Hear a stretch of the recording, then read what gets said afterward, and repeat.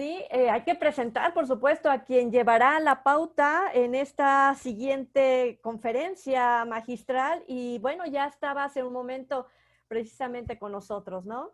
Y es Henry Peralta, CEO de Soluciones Resilientes. Henry, te dejamos el uso de la voz. Muy buenos días a todos. Gracias por invitarme a ser parte de este gran congreso, primer congreso de resiliencia online.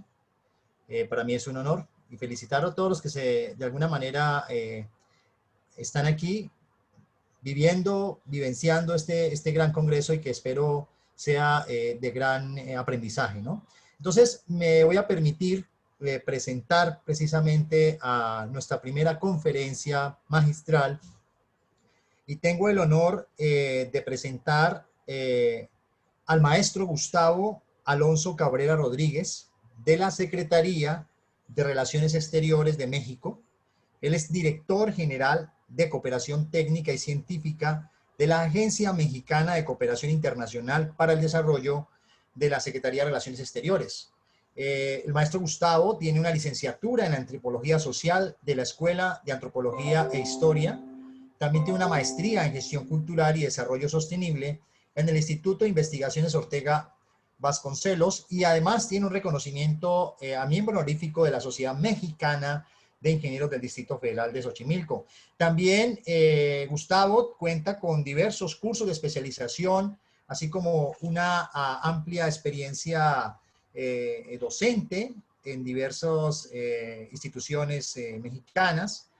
Tiene además una amplia experiencia profesional en la administración pública, ha participado en el desarrollo de proyectos sociales y en los últimos años también ha sido director general de Asuntos Agrarios de la Secretaría de Gobierno, director general de la Comisión de Recursos Naturales en Corena, de la Secretaría de Medio Ambiente, también autoridad de la Zona de Patrimonio Mundial Natural Cultural de la Humanidad de Xochimilco, del gobierno de la Ciudad de México, director general jurídico y gobierno en la delegación de Xochimilco del gobierno de Ciudad de México y también director general de cooperación técnica y científica de la Agencia Mexicana de Cooperación Internacional para el Desarrollo de la Secretaría de Relaciones Exteriores.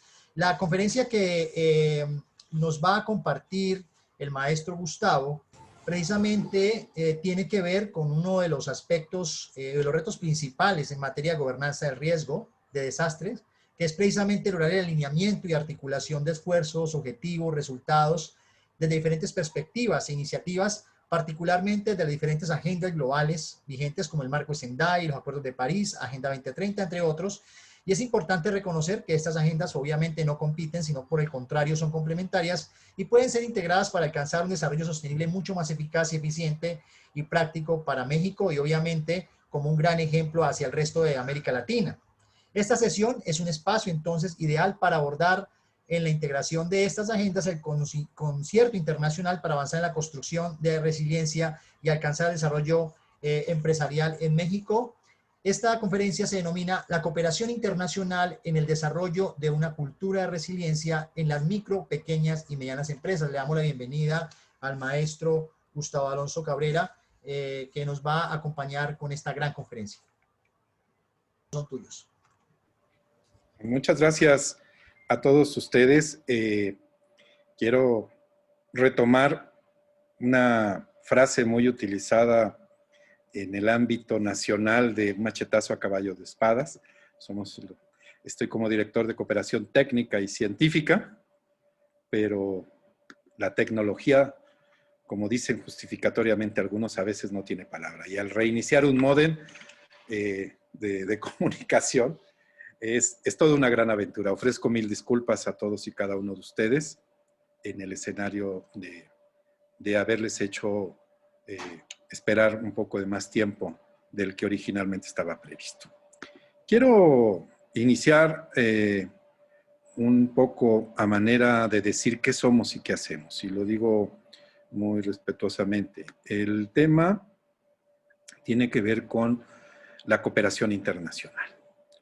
Uno de los principales referentes en los cuales México se relaciona con todos los partes actuantes en el mundo nos llevan a mantener una serie de comunicaciones de manera cotidiana que han venido desarrollándose más allá de la propia comunicación para convertirse en mecanismos de cooperación donde el intercambio de experiencias nos lleva a generar proyectos y sobre todo escenarios de trabajo para poder aprovechar y mejorar la política pública del país.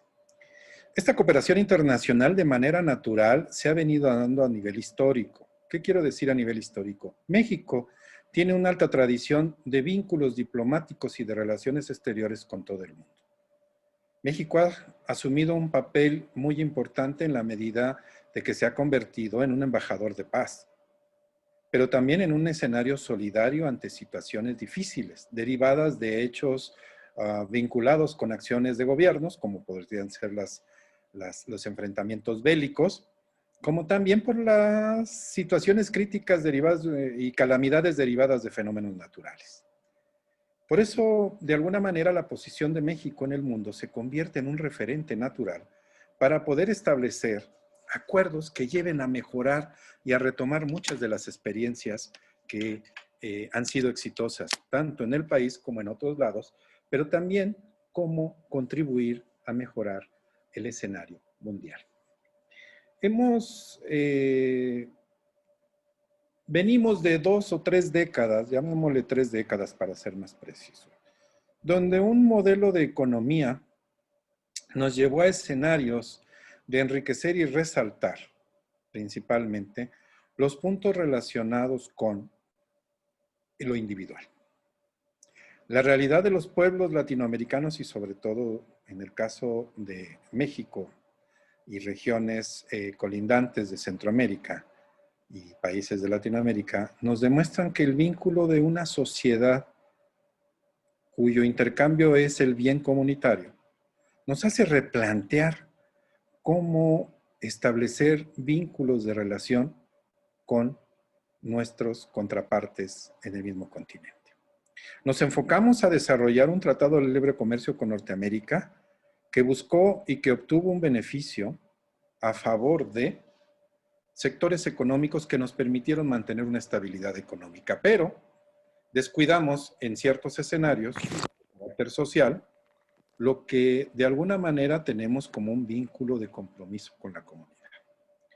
Para todos es de mucha emoción, por decirlo de alguna manera, el saber que los escenarios de solidaridad ante las situaciones difíciles son características principales de las comunidades mexicanas.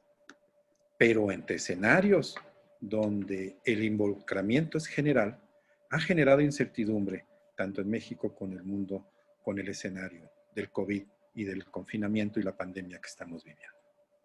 ¿Qué quiero decir y a qué quiero llegar? Al final de cuentas tenemos una serie de retos individuales, regionales, pero ahora el que estamos viviendo con una mayor intensidad tiene que ver con el reto global.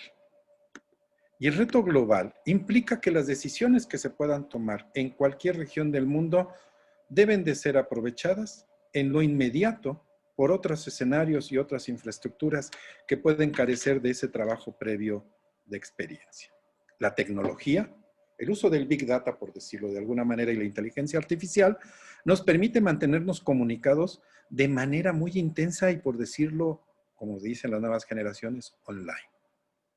Esto hace que podamos tomar decisiones y poder generar, sobre todo, mecanismos donde estemos vinculados y poder generar acciones inmediatas en beneficio de los pueblos y las comunidades, primero de México, después de la región y al final del continente y el mundo.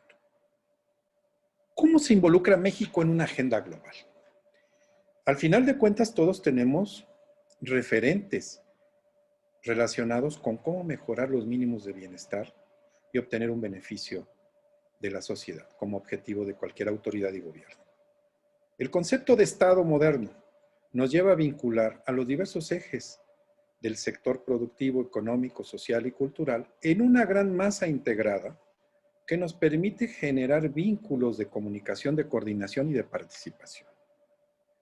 Pero no debemos de olvidar, repito, los escenarios de identidad cultural que nos permiten mantener una serie de frentes comunes para poder participar y mejorar las condiciones de vida. No podemos tener escenarios tan distantes como generar sectores de población económicamente muy rentables, por no decir muy ricos, cuando tenemos un gran, importante sector de población en sectores de alta pobreza y marginalidad. Algo no hemos hecho bien en el sentido local y algo hemos hecho bien en el sentido global. Pero ¿cómo combinar ambas para poder tener un beneficio común y buscar que las condiciones de vida sean más favorables para todos? Es un poco el reto como lo venimos haciendo de manera histórica. A principios del siglo pasado, por decirlo como un ejemplo, el tiempo de vida estimado de la población era muy bajo.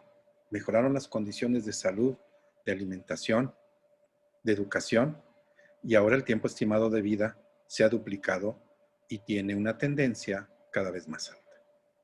Pero el escenario de la pandemia, como un efecto global, nos ha hecho replantear escenarios de vulnerabilidad y hemos generado escenarios vulnerables donde la salud, la educación y la alimentación no han sido los modelos ideales y adecuados. Lo hago como una reflexión, no como un cuestionamiento. ¿Cómo podemos mejorar en el escenario donde tengamos una participación vinculada? Vinculada en el sentido donde cada quien haga su aportación de acuerdo a lo que es el rol en la sociedad en la que vivimos. El empresario, la iniciativa privada, están relacionados en el escenario del mercado. Y es ahí donde se deben de generar los puntos de participación. El gobierno a gobernar, a administrar. La educación a formar. La salud a crecer científicamente. Pero bajo un escenario y bajo un proyecto colectivo. Tenemos como referente natural en una situación de una calamidad que los problemas son generados por los fenómenos naturales. En diversos escenarios de asignatura educativa que he tenido y he planteado las teorías de protección civil, de gestión de riesgos y de vulnerabilidad, partimos del hecho de que la mano del hombre al transformar o modificar un escenario está generando una alteración natural, cuyos efectos pueden ser identificados en el corto plazo o en el largo plazo.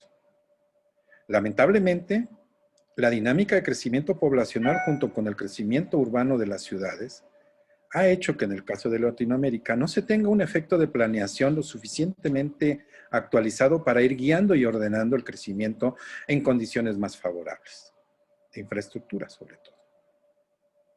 ¿Cómo podemos llegar a un escenario mucho más actual donde la autoridad pueda generar los ordenamientos más adecuados, invertir los presupuestos necesarios y generar las ofertas naturales para que la demanda poblacional en materia de vivienda, de servicios, de economía, de trabajo, pueda tener condiciones más favorables?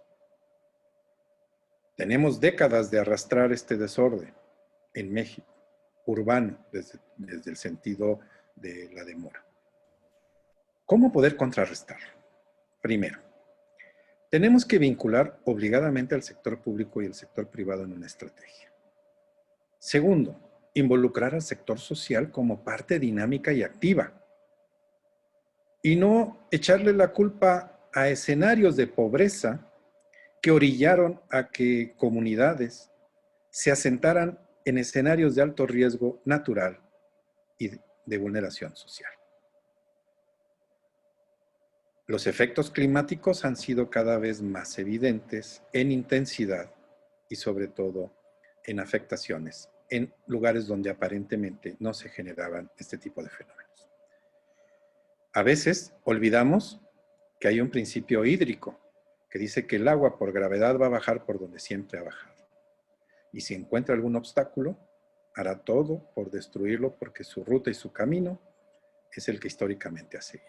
Es un juego de palabras, tal vez, pero es una realidad. Por eso la planeación es un vínculo de trabajo importante donde podemos generar los mecanismos de cooperación. Cooperación entendida como la generación de orden, pero también generación de disposiciones, de obligaciones y derechos. México, a nivel mundial, es un referente. Hay escenarios regionales y de países que ven a México como un modelo a seguir. Lo digo con todo respeto. Y ese modelo, de alguna u otra manera, tiene que ser eficiente, pero también tiene que ser, de alguna forma, explicable y ajustable a cada realidad. No podemos seguir generando condiciones megalopolitanas, dado que los costos, como lo hemos visto, se generan en escenarios bastante adversos para la administración de un país y de un gobierno. Estamos viviendo momentos difíciles donde el confinamiento nos ha llevado a disminuir las actividades económicas, que son las que generan los impuestos que se convierten en recursos públicos para ser invertidos en los próximos ejercicios. Bajo un escenario en el cual estamos viendo y viviendo, donde la riqueza no se ha generado en las condiciones y ritmos que económicamente se venían realizando, podemos predecir de manera preocupante que la generación de tributaciones en los próximos ejercicios va a ser mucho menor a las que se venían realizando en épocas pasadas. Por lo tanto, tenemos que generar actividades y dinámicas que nos lleven a vincularnos con otros países con condiciones parecidas, con necesidades similares tal vez, pero con deseos de sumar esfuerzos y recursos. ¿Para qué? Para que conjunta y comunitariamente podamos ir saliendo en mejores condiciones. Hay un escenario muy importante que tenemos que revalorar. Lamentablemente todo lo reducimos a presupuestos y solamente valoramos el dinero como el mecanismo o la llave natural para poder realizar proyectos. Y hemos dejado de lado valorar el activo humano con su capacidad y su experiencia como una aportación necesaria a los escenarios globales. ¿A qué me refiero? La experiencia de la mano de obra mexicana, por decirlo de alguna manera, tiene que tener un escenario de acción y de valoración para que durante el intercambio ya no sea necesariamente la creación de fondos comunes internacionales de recursos, sino que podamos abrirnos a escenarios donde el intercambio de las experiencias humanas vayan de la mano para la réplica de escenarios de mejores condiciones. Por eso la movilidad había sido en los últimos años un referente natural para poder intercambiar experiencias. Era muy natural que pudiéramos acercar expertos mexicanos a otras realidades de Latinoamérica o de otros países, o viceversa, traer expertos de otros países a México. Ahora, el escenario es más complicado. La movilidad es uno de los recursos que están detenidos ante las restricciones naturales generadas por la pandemia. Tenemos que crear nuevos escenarios, tenemos que innovar situaciones tecnológicamente adaptadas o adaptables y ver en estos escenarios como el modelo de trabajo que vayamos a generar para los escenarios futuros. Déjenme decirles que en lo personal ha sido muy difícil, lo digo pedagógicamente hablando, dar clases de manera virtual. Sobre todo en las generaciones donde han venido formándose, y nosotros nos formamos, en un escenario donde la relación física entre el alumno y el maestro era cotidiana y de manera sensible. Ahora, por razones de emergencia, hemos tenido que habilitar las clases a distancia. Las videoconferencias ya son cotidianas. La ventaja es que nos permiten ahorrar tiempo de traslado de movilidad. Pero ¿cómo vamos a reorientar ese escenario? Y es ahí donde tenemos que tener claridad hacia dónde vamos. Primero, México y el mundo han generado una serie de metas a través de Naciones Unidas, los Objetivos del Desarrollo Sostenible, los ODS. ¿Cómo podemos involucrarnos para sumar y acercar escenarios que nos ayuden a disminuir los riesgos de no cumplir con las metas que el propio país se ha fijado como objetivo para cumplir con los ODS? Aquí es donde vamos a tener que actuar todos. Los riesgos ya no van a ser necesariamente físicos. Vamos a pasar a los escenarios virtuales también. Los riesgos virtuales nos van a llevar a escenarios donde tengamos que replantear tres cosas. Primero, formación. Las nuevas generaciones deben de actuar y trabajar con la naturalidad de la tecnología, ya no con la excepcionalidad. Ese va a ser un reto muy importante para todo gobierno y toda administración. ¿Cómo dotar de una infraestructura que colectivamente les permita utilizar los aparatos tecnológicos para comunicarse, para transmitir, para formarse y para informarse?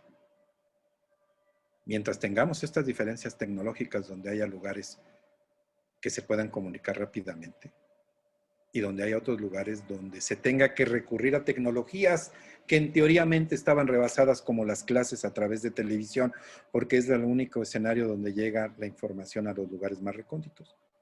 Ese es uno de los primeros retos. El segundo, ¿cuál va a ser la formación más importante? Siempre ha existido el escenario comparativo entre las ciencias sociales y las ciencias naturales. Campos de trabajo definidos. Actividades profesionales como el ejercicio público y privado de alta rentabilidad en diversas carreras. Tenemos que revisar y replantear hacia dónde vamos. Si el objetivo es cumplir con los ODS, tenemos que generar las condiciones, tanto de infraestructura como de capital humano, que nos ayuden a enfrentar los retos futuros. Y tercero, esta gran carrera que tenemos derivado del mercado económico capitalista de mantener una serie de escenarios de crecimiento, de infraestructura y de economía basados en las grandes o los movimientos de capital. ¿Qué quiero decir? La tecnología nos va a ayudar a hacer escenarios más prácticos. Ya no los grandes escenarios de la gran infraestructura como se venía desarrollando en décadas pasadas. Ahora vamos a poder hacer más con una infraestructura menor. Pero también tenemos que capacitar y habilitar a la mano de obra para que se adecue a todos los escenarios de trabajo que van a demandar en el futuro. Para empezar, tenemos que utilizar la tecnología en las condiciones cada vez más provechosas.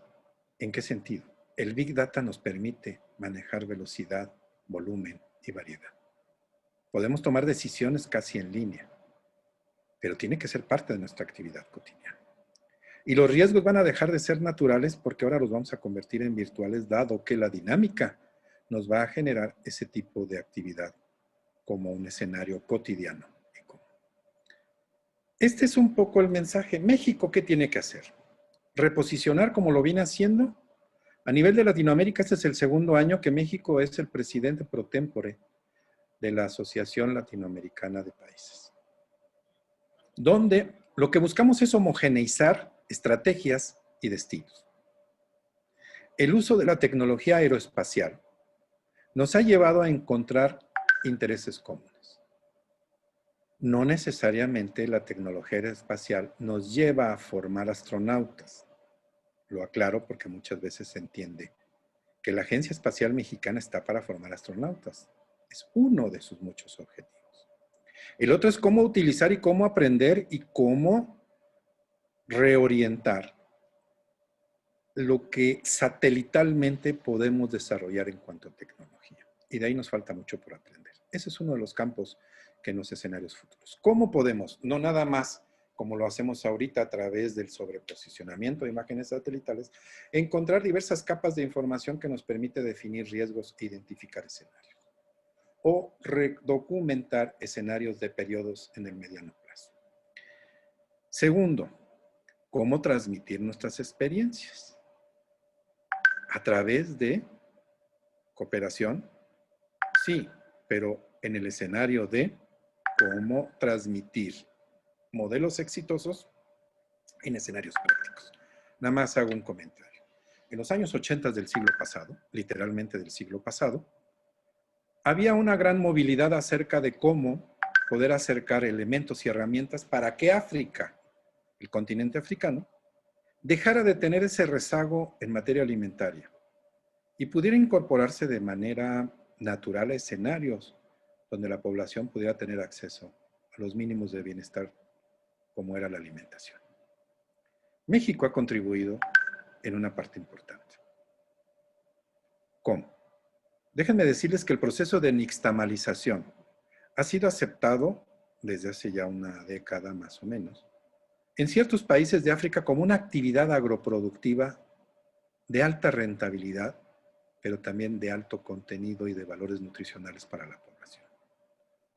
Esa es una experiencia que debemos de generar como parte de nuestros modelos exitosos, que pueden ser muy sencillos, pero que también pueden ser muy sofisticados en lo tecnológico. Y es ahí donde el futuro nos debe de llevar a generar escenarios donde los saberes y haberes populares tengan un alto valor y que le permita, junto con altos desarrollos tecnológicos, como proyectos como el sincrotrón, que permite acelerar partículas para avanzar procesos de investigación científica en condiciones más favorables. Estoy hablando de los dos extremos, la sabiduría popular contra el desarrollo tecnológico, pero cómo encontrar una sinergia entre ambos que nos permita avanzar hacia adelante. Tenemos un reto futuro, y ese reto futuro es mejorar la capacidad de resiliencia. No nada más de la población, sino también de los escenarios de acción a través de las iniciativas de trabajo, pequeñas, medianas y grandes empresas. Pero buscando los escenarios de beneficio colectivo y sobre todo transmitir las agendas globales como parte de nuestras actividades cotidianas. Y tercero, poder transmitir con mayor claridad los beneficios en implementar lineamientos de política pública cada vez más de efecto mayor hacia el beneficio de la población. Eso sería de alguna manera, tomando en cuenta, y ofrezco disculpas por la demora, en cuanto a lo que sería la aportación que como institución en la Secretaría de Relaciones Exteriores de la Agencia Mexicana de Cooperación Internacional para el Desarrollo es el brazo operador de los proyectos a nivel internacional. Y no nada más son becas, porque aquí quiero nada más aclarar. Las becas para mexicanos al extranjero las otorga el Sistema de Educación Pública a través del CONACYT. Lo que nosotros buscamos como a través de becar extranjeros vengan a México a formarse y a transmitir experiencias importantes. No nada más va a ser a través de la movilidad. Tenemos que encontrar mecanismos más eficientes, más rápidos y de mayor beneficio a la población. Lo estamos viviendo y lo estamos viendo cotidianamente con este escenario de carrera que tienen los grandes laboratorios farmacéuticos en encontrar la vacuna más adecuada para atender el escenario de la pandemia. Conocemos 3 proyectos muy importantes a través de los medios de comunicación. Y esos 3 proyectos de 3 grandes laboratorios, el de AstraZeneca, el de Pfizer, el chino, bueno, 4 con Sputnik de Rusia, hace que la Secretaría de Relaciones Exteriores esté atenta a nivel internacional para que de las mejores experiencias de otros países podamos tener beneficios. Pero en México también estamos desarrollando proyectos. Modestamente estamos haciendo aportaciones a procesos de las vacunas y el CINVESTAB, la UNAM, el Politécnico y varias instituciones de los estados están desarrollando proyectos. No todo debe de ser el objetivo de buscar la vacuna, sino de crear la infraestructura para que la vacuna pueda desarrollarse en mejores condiciones. Y es a donde vamos. Atender todos los objetivos ODS de desarrollo sostenible en favor de la población, de la región, del continente y del mundo. Esa sería mis comentarios y mi aportación, y nuevamente ofrezco disculpas por la demora en la conexión.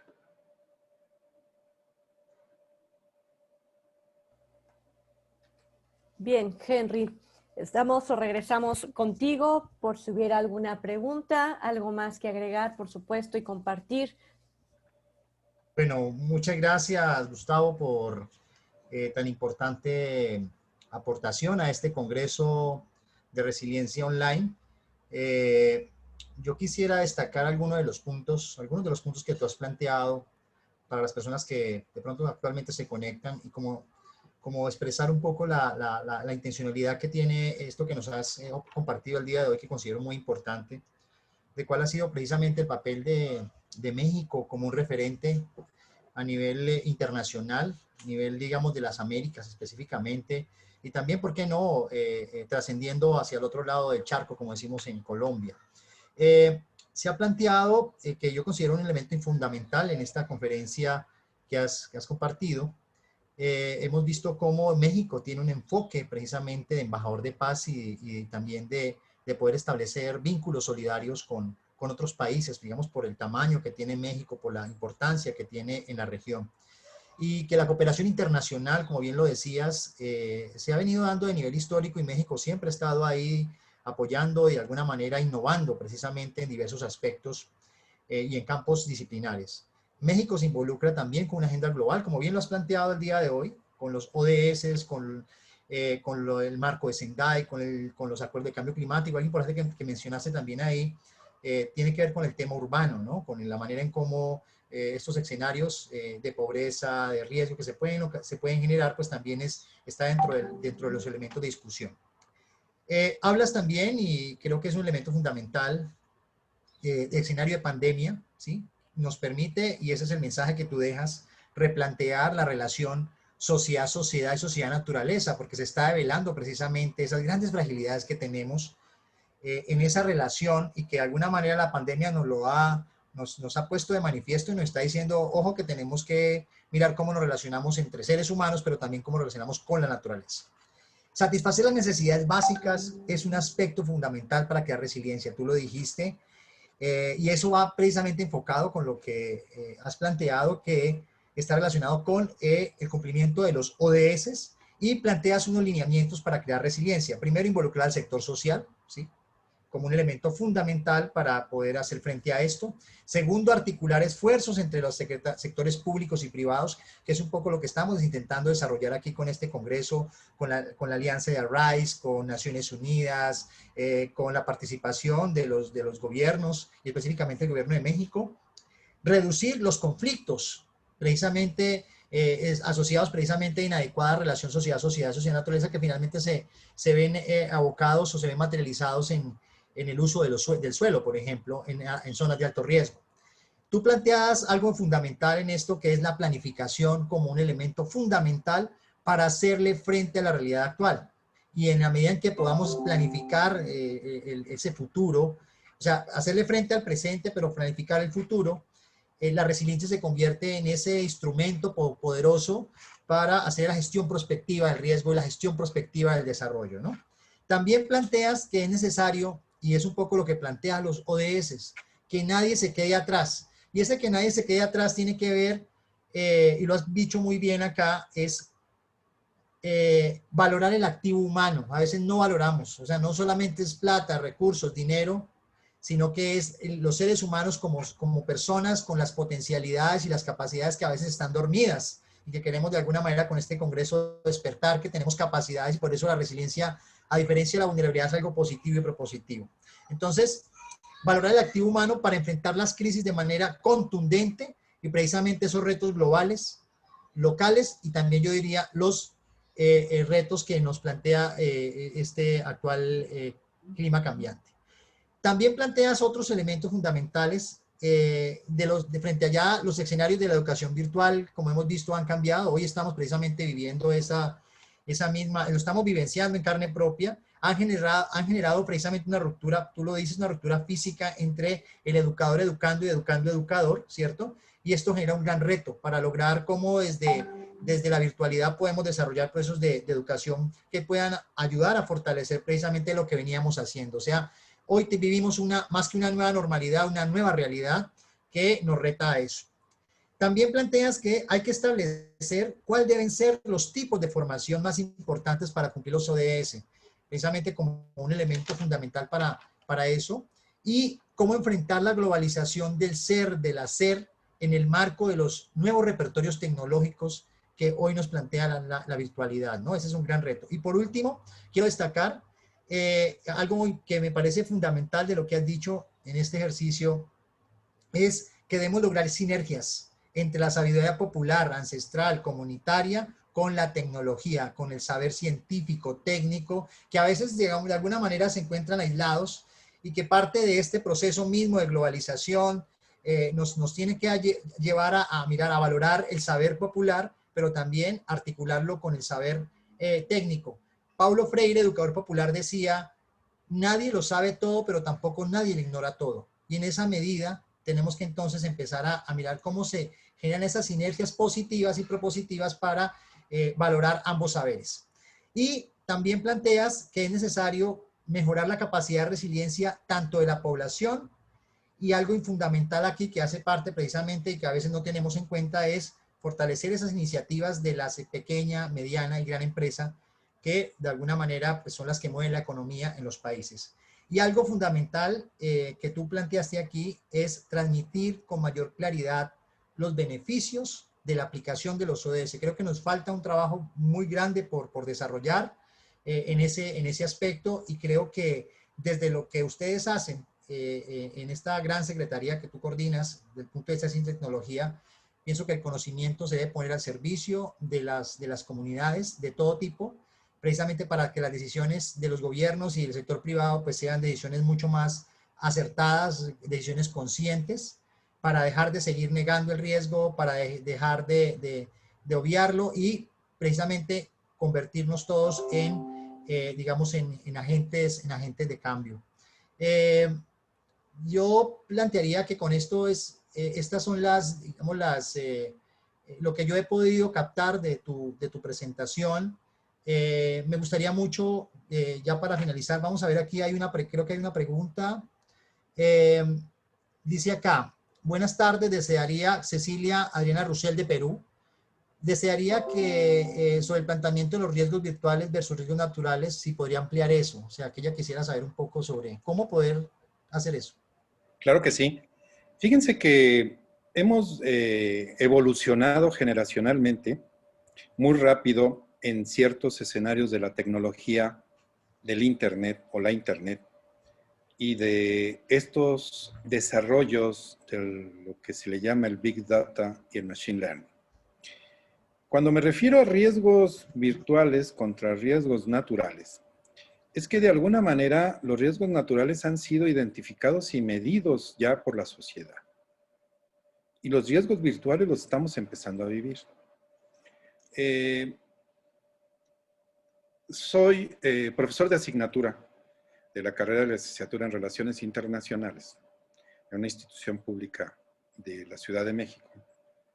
Y hemos estado dentro del programa de trabajo viendo las ventajas y las desventajas del uso de la tecnología en los escenarios internacionales. Y hay un ejemplo, lo platico no promocionalmente, sino lo refiero como un escenario de riesgo virtual, es lo que ha pasado en las redes sociales.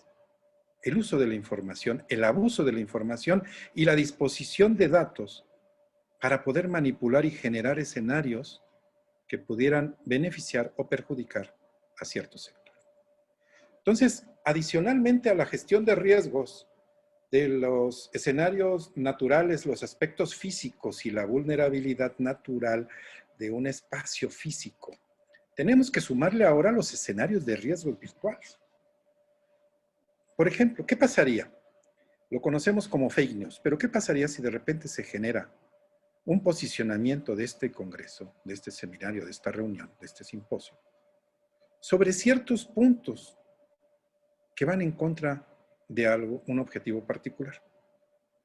Se manipula la información. Y es así donde la gestión de riesgos adquiere un escenario nuevo. Manipular la información en beneficio o en perjuicio. Los escenarios de confinamiento actuales generan escenarios que psicológicamente vulneran a la población. Entonces, un escenario, voy a platicar un ejemplo de México. El día 28 de octubre es el día más importante desde el punto de vista de la religión católica por el santo de San Judas Tadeo. Y el centro ceremonial ubicado en la Ciudad de México congrega a miles y miles de feligreses una vez al año, aunque se realiza una vez mensualmente un festejo, pero el anual es el que hace que haya una cantidad importante. A pesar de haberse manejado la información de que el centro religioso iba a estar cerrado, a pesar de los diversos manejos de información, donde se le recomendaba a la población que no asistiera, hubo una cantidad importante de feligreses que asistieron.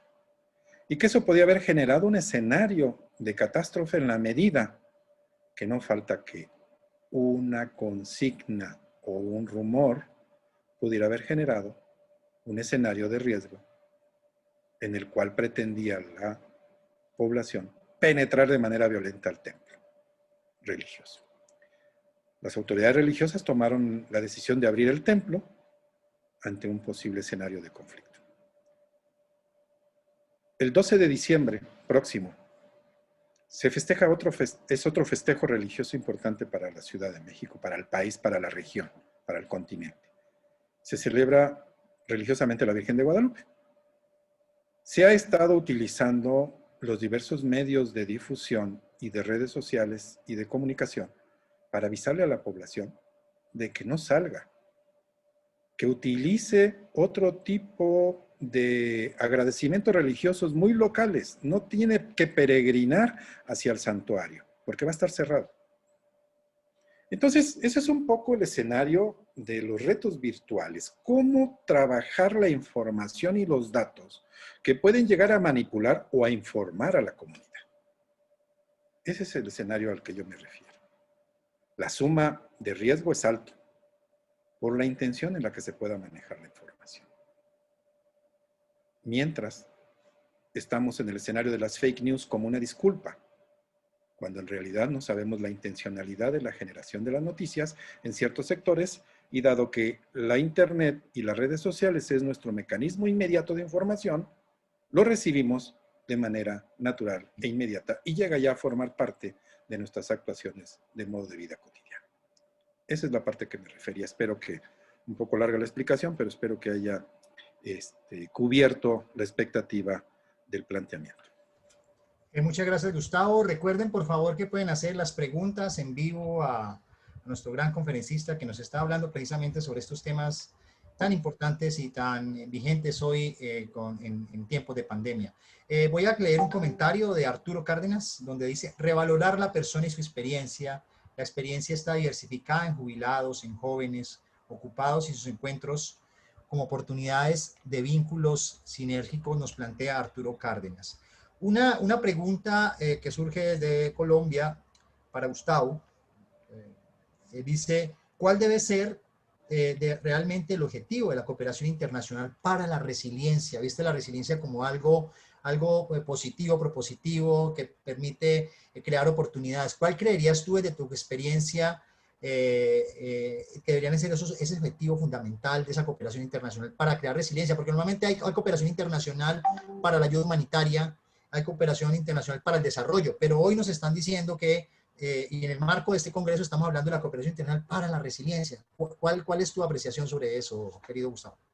Creo que sería, voy a responder la pregunta en los dos tiempos. En el primer tiempo, para Arturo Cárdenas, que nos hablaba de revalorar la persona y su experiencia. Totalmente de acuerdo. Creo que el modelo tradicional de vida, de nacer, crecer, desarrollarse, reproducirse, consolidarse y luego esperar la etapa final, es un modelo que laboral y económicamente ya no resulta. ¿En qué sentido ya no resulta? La experiencia se debe de canalizar en los escenarios más prácticos, ya no por antigüedad laboral, sino por capacidad de aportación. No podemos exigir físicamente un esfuerzo a quien intelectualmente ha desarrollado capacidades diferentes. Entonces yo estoy de acuerdo, tenemos que diversificarla en todos los sectores de las etapas productivas, ya sea de inicio, ya sea de consolidación, de retiro, de jubilación, porque son los escenarios más provechosos la transmisión de la experiencia. Y la historia también nos lo demuestra. El Senado romano fue creado en su momento en el concepto de Estado para que la gente senil, de ahí viene la palabra Senado, pudiera tener un escenario de aportación, no de retiro, no como en los escenarios orientales donde a cierta edad tenía que retirarse a esperar el momento final. Productivamente podemos ser provechosos hasta el último día de nuestra vida. Y eso es lo que tenemos que retomar y revalorar. No tenemos que desmistificar el tema de jubilación como una etapa previa al final de la vida. Tenemos que revalorarla en el sentido de que la jubilación es una etapa en la que se pueden aportar experiencias y formaciones de una manera más tranquila y más práctica. Y de ahí la ligo con la siguiente pregunta: cooperación para la resiliencia. ¿Es sumar las experiencias para evitar pasar por los caminos con los aciertos y los errores que otras comunidades y otras sociedades ya pasaron? Y es ahí donde la cooperación debe de ser de manera dinámica en la resiliencia. Tuvimos en el mes de agosto la visita de un grupo de virólogos alemanes provenientes del Instituto Charité de Berlín, donde nos vinieron a donar 100,000 pruebas tipo PCR. La gente se quedó con la nota mediática de que habían venido los alemanes a donarnos 100,000 pruebas tipo PCR, cuando realmente lo que teníamos que resaltar y reconocer es que estamos intercambiando experiencias para que la adaptación de la sociedad mexicana ante los escenarios donde los alemanes ya pasaron, al menos en aquella etapa, podrían ser aprovechados y evitar caminar por escenarios donde ellos ya pasaron. Déjenme decirles ya nada más para finalizar la respuesta, que la principal preocupación de los alemanes fue tener la infraestructura hospitalaria, que hubiera las suficientes camas en los hospitales alemanes para poder cubrir el 100% de la población. Afortunadamente, en la primera etapa, nos platicaban los virólogos alemanes, en la primera etapa de la pandemia, que sería en el verano del 2020, no se llegó ni al 40% de ocupación. Pero estaban ya preocupados por este segundo escenario, que realmente es la continuación y ampliación del anterior. Y recientemente he visto notas donde sigue siendo preocupante. Entonces, la resiliencia es cómo aprender de la experiencia de los otros para poder ajustarla a nuestra realidad en condiciones más favorables y no de generar tiempos perdidos entre prueba, acierto y error. Esa sería mi respuesta, Henry. Muchas gracias. Muchas gracias, Gustavo. Me gusta mucho eso de la resiliencia que implica sumar, ¿no? La resiliencia no es restar, es sumar experiencias de otros, enseñanzas y aprendizajes precisamente para poder abordar crisis y problemáticas que de alguna manera estemos afrontando cada uno. Hay una pregunta, hay pregunta de José Joaquín Mendoza. ¿Resulta por demás necesario e importante sumar esfuerzos de todas y todos para el bienestar emocional en esta época? Por demás interesante, entre comillas lo coloca. Sin embargo, en el matiz de la diversidad ideológica y teológica, ¿cuál es su experiencia en el manejo de estas diferencias? Yo soy de formación antropólogo social y creo en los escenarios sociales comunitarios como una forma de realizar un tipo de vida. El mayor impacto del confinamiento ha sido ese. El escenario ideológico y teológico contra la realidad cotidiana. Nos hace falta salir, nos hace falta reunirnos. Estoy hablando en un espíritu latino, alegre, latinoamericano, donde nuestras culturas nos han permitido interactuar cotidianamente. Afortunadamente, a ciertos sectores las videollamadas o las videoconferencias nos resuelve parte del escenario, pero yo creo que a todos ustedes nos ha pasado, de repente digo, yo necesito salir y dar la vuelta en algún lado. Entonces, bajo el escenario de la diversidad ideológica, podemos entender que las actitudes y los comportamientos van en función a los intereses del sector de clase social. ¿A qué me refiero con esto? La gente que tiene que salir cotidianamente a trabajar para poder ganar un sustento, lo va a realizar bajo ese concepto, no bajo el concepto de cuidarse con la pandemia. Pero quienes económicamente tienen un escenario diferente o ideológicamente tienen una formación, lo podrán interpretar de otra manera. Teológicamente, creo que todos estamos rezándole en la religión, que seamos cada uno de nosotros, hasta los mismos agnósticos estoy seguro que están rezando, porque encontremos una solución pronto a este escenario. Entonces, ahí sí ha sido muy interesante la formación social de nuestros pueblos, donde no hemos dejado en escenarios teológicos la solución a nuestra realidad y a nuestras expectativas. Ha sido una formación espiritual la que nos ha dado ciertos elementos de tranquilidad, pero no nos ha dado, como en otras ocasiones, lo digo con respeto religiosamente, cuando sucede algo que dicen, es que Dios así quiso. Entonces, creo que los escenarios son de madurez social, respeto ideológica y teológicamente lo que cada quien profese como religión. Y no es motivo de la resiliencia el tema teológico, lo digo con respeto, porque son dos escenarios totalmente distantes y diferentes en la concepción estructural de lo que es la sociedad.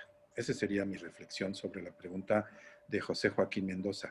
Sí es muy interesante tu planteamiento de poder ponerle un matiz, pero creo que hemos reaccionado en función a la información.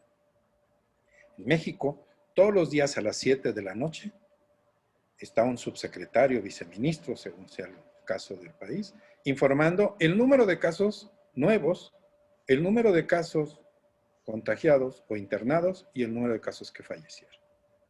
Entonces, no podemos darnos por sorprendidos en el escenario de tener poca o mala información.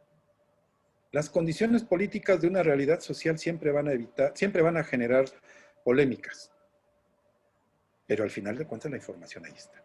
Y eso es lo que ideológicamente nos hacía falta en el caso de México, tener información para que cada quien desde su sector social, ideológico, político y religioso pueda ir generando su concepto de realidad. Muchas gracias, Gustavo. Me hacen una reflexión y además una pregunta y quiero expresártela. Me llega el mensaje aquí a mi celular. La resiliencia es una capacidad que emerge en el desarrollo cotidiano de acciones basadas en los entornos locales que permiten desarrollar resistencia y adaptación positiva en el sentido que suma a la consolidación de la sostenibilidad. Es un poco lo que hemos hablado. La cooperación internacional debe ser tomada con precaución, dado que siempre se hace desde la oferta y no necesariamente desde la demanda. Esto produce soluciones generales que minimizan las capacidades locales y trae una especie de dependencia en la población al ser subvaloradas sus capacidades con el consecuente cambio de pautas culturales. Totalmente de acuerdo. La idea es que no se haga cooperación desde la planificación, ya que existe una manera de urbanismo cada vez más genérica que obvia la particularidad cultural que lleva a la resiliencia. La cooperación debe ser orientada a la gestión de los riesgos. La pregunta es, ¿la cooperación debe ser entonces orientada a la gestión de los riesgos que esa planificación genérica nos ha llevado? Pregunta Amparo Velázquez desde Colombia. Creo que el escenario, no discuto el concepto de resiliencia, creo que teóricamente ha sido un concepto que ha pasado de una etapa, de una profesión, y se ha socializado de tal manera que está en el proceso de darle cohesión a su contenido del concepto según la profesión o según la teoría en la que se esté trabajando. No lo discuto, es totalmente de acuerdo.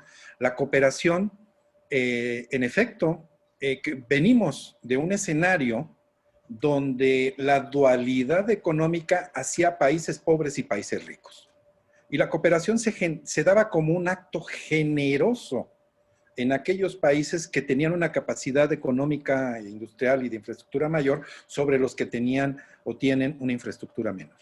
Ese era un modelo dual en el cual la cooperación se daba de manera más altruista. Posteriormente, indicadores económicos ubicaron a los países en ciertas capacidades y sectores. Y había países de renta alta, de renta media y de renta baja. La lógica dual seguía de que el país de renta alta debería de apoyar al de renta baja.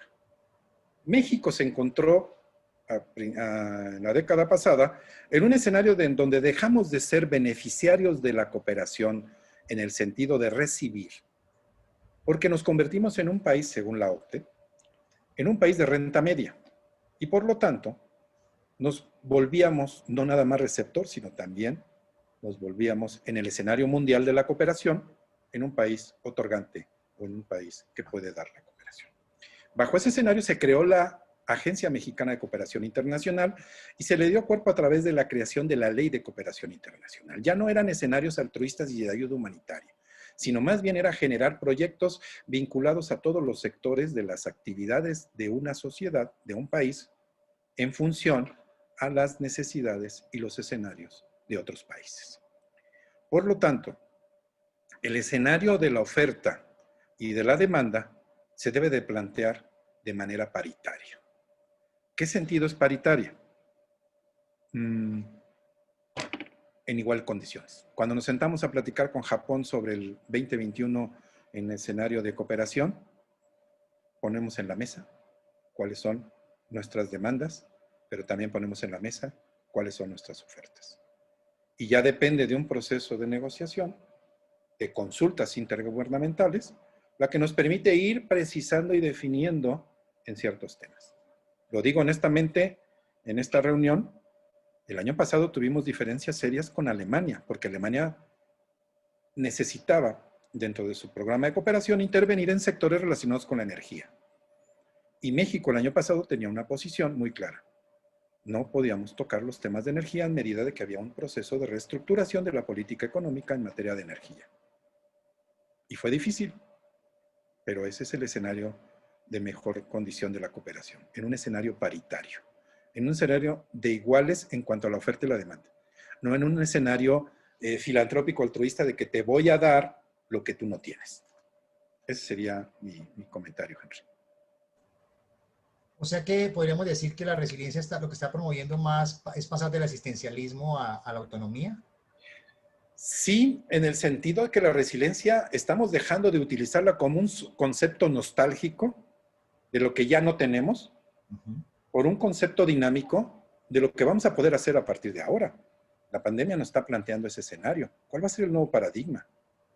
Ya no vamos a ser los mismos de antes. Y nostálgicamente no podemos quedarnos en ese espacio histórico de lamentar lo que ya no vamos a hacer, sino crear y generar las nuevas condiciones de lo que queremos hacer ahora.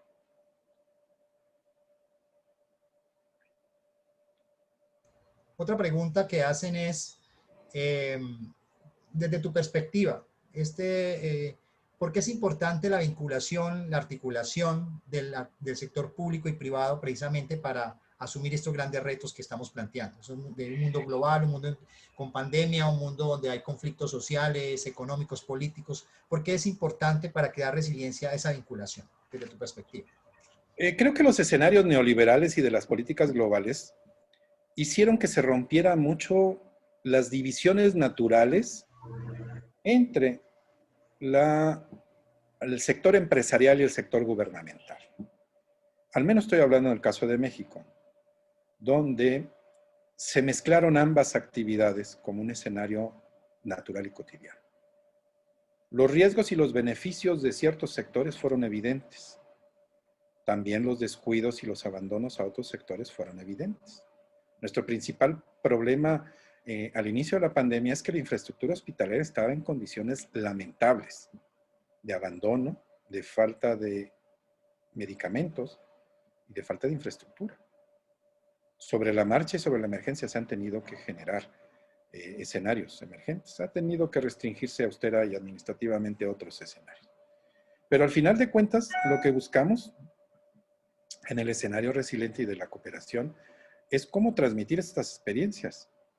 Por ejemplo, tenemos ahorita un vínculo cercano con países de Centroamérica, los 3 países del Triángulo Norte y del llamado Triángulo Norte, donde Guatemala, Honduras y El Salvador están empezando a compartir las experiencias de programas que en México se consideran como viables o válidos para que el sector de la sociedad se involucre en una actividad que había sido abandonada por razones económicas. Sembrando Vida es generar viveros forestales en lugares donde se tenían tierras abandonadas. a cambio de un pago por cuestión. Entonces, son esquemas de cooperación que nos van a llevar a escenarios resilientes, pero escenarios donde, y esto ahorita me acordé de otro tema que iba a decir hace rato, donde no debemos recuperar el tiempo perdido sobre el costo de la naturaleza.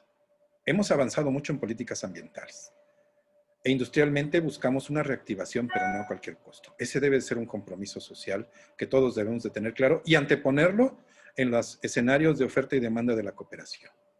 No regresar a viejas prácticas de elaboración de materias primas bajo conceptos muy rústicos o bajo conceptos de alta productividad a cambio de afectar otros escenarios y otros sectores. Ese es algo que tenemos que cuidar social y generacionalmente. Ese sería Henry. Gustavo, tú hablabas ahora, me sería interesante que emplearas un poco esto con ejemplos, no sé, de toda tu experiencia internacional y tema de cooperación de otros países. Decías que es necesario, uno de los retos claves es transmitir con mayor claridad los beneficios de la aplicación de los ODS. ¿Eso cómo crees que se puede hacer? ¿Cómo llevar a democratizar esta información, pero que la información sirva realmente para transformar realidades de los territorios, del sector empresarial, de los gobiernos, de la forma en cómo se hace la política? ¿Cuáles son esas formas de transmitir con mayor claridad? ¿Cuáles crees tú que podrían ser? Es muy interesante en la medida de poder plantear objetivos muy concretos en base a una realidad. Pero la realidad de México es diferente a la realidad de otros países y viceversa, la realidad de otros países es diferente a la realidad de México. Entonces, el escenario de la cooperación es poner en la mesa los diversos elementos que han sido de manera exitosa, si le podemos llamar así, la acción sobre ciertos elementos. Por ejemplo, en materia de salud, hablando del tema que común y cotidianamente todos tenemos.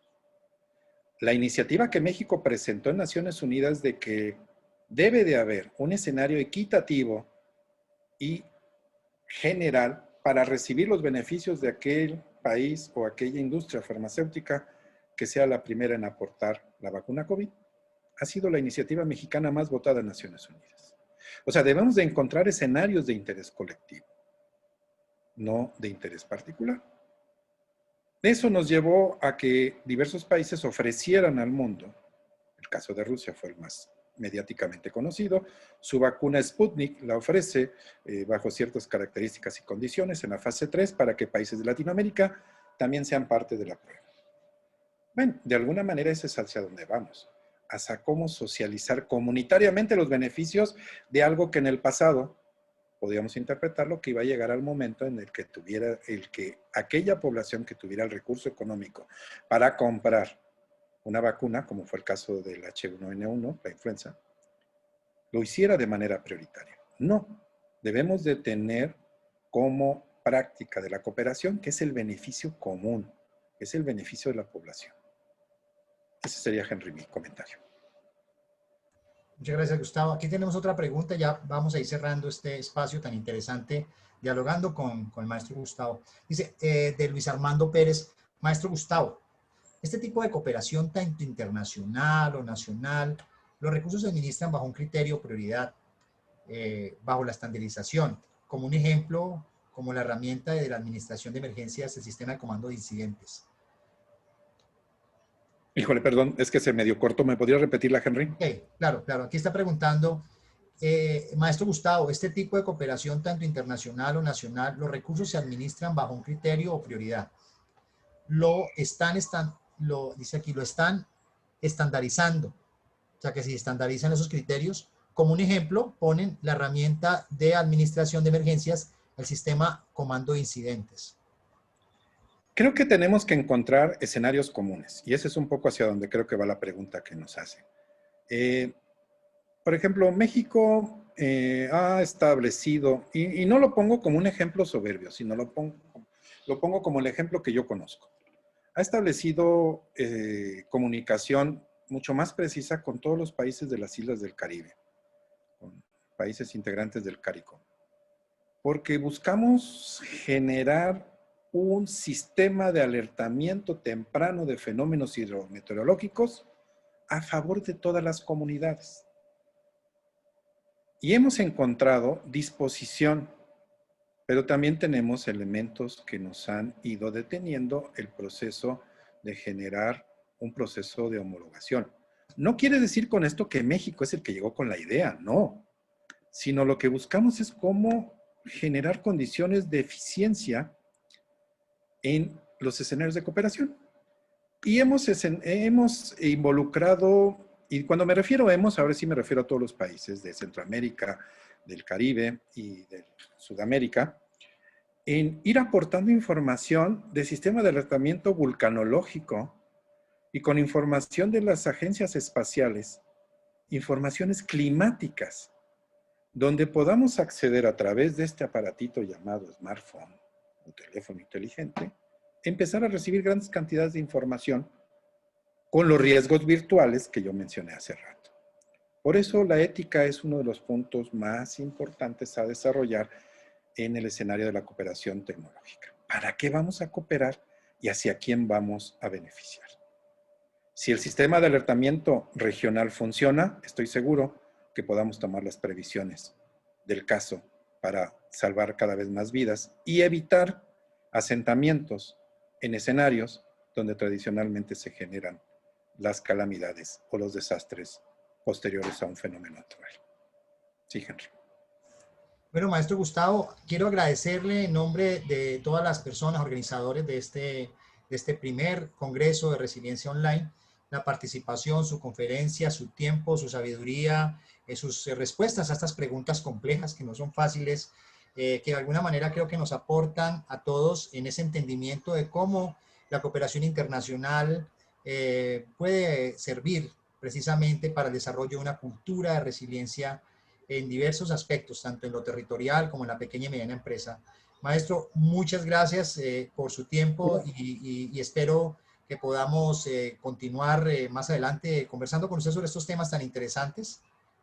Si me permiten hacer rápidamente un último comentario. Sí, claro que sí. Tenemos un tema de cooperación regional que cotidianamente todos utilizamos. Es el gastronómico. Como región tenemos un vínculo muy importante.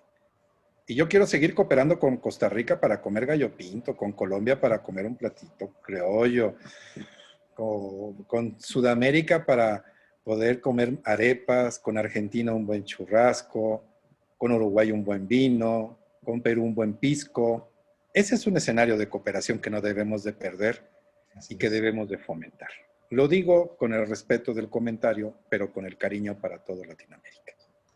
Muchas gracias, maestro Gustavo. Entonces nos despedimos de Gustavo dándole las gracias. Gustavo Alonso Cabrera Rodríguez, director general de Cooperación Técnica y Científica de la Agencia Mexicana de Cooperación Internacional para el Desarrollo de la Secretaría de Relaciones Exteriores, nos ha acompañado el día de hoy en esta primer conferencia de este gran congreso que vamos a estar 26, 27 y 28 con grandes invitados como Gustavo, precisamente para llevarles a todos ustedes todos estos temas relacionados con la resiliencia. Ahora le doy el paso a Trini.